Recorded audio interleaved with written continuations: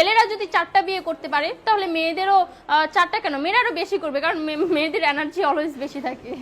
ছেলেরা যদি 4টা বিয়ে করতে পারে তাহলে মেয়েরা পারবে না কেন? অবশ্যই পারবে, কারণ নারী পুরুষ সমান অধিকার। আর যদি একটা কথাই চিন্তা করি তাহলে মেয়েদের চেন কোনো কাজে লাগে না, চেন খুলে মুতার অধিকার তো তাদেরও আছে।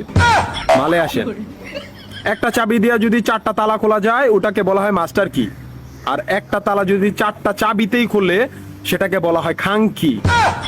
ধরেন আপনি 4টা ইঁদুর পালেন, আপনার কাছে গর্ত আছে একটা, বাহিরে অনেক বৃষ্টি, বুঝেনি তো ওয়েদার ডিমান্ড, এখন 4টা ইঁদুরের একসাথে গর্তে ঢুকতে হবে, তখন আপনি কি করবেন?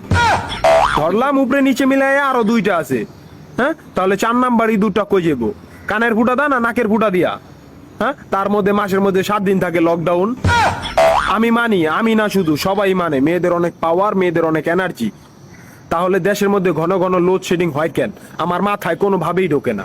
একটা ছেলে যদি 4টা বিয়ে করে, 4টা ঘরে যদি 10টা সন্তান থাকে, তারপরও বাপের নামে একটাই থাকবো।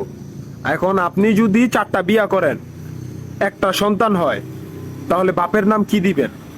সলিমুদ্দিন, কলিমুদ্দিন, আনোয়ার, মনোয়ার, নাকি গড়ে মিলাইয়া জানোয়ার?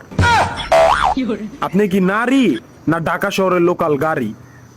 30টা সিট ফুল, 20 জন দাঁড়ানো, তারপরও বলে পিছনে সিট খালি, ওঠেন তাড়াতাড়ি, পিছনে সিট খালি, ওঠেন তাড়াতাড়ি।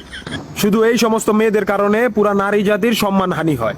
আমাদের উচিত সিটি কর্পোরেশনের কুত্তা মারার ইনজেকশন দিয়া এদেরকে মেরে ফেলা, যাতে এদের জন্য অন্য কোনো মেয়েদের কেউ খারাপ নজরে না দেখে।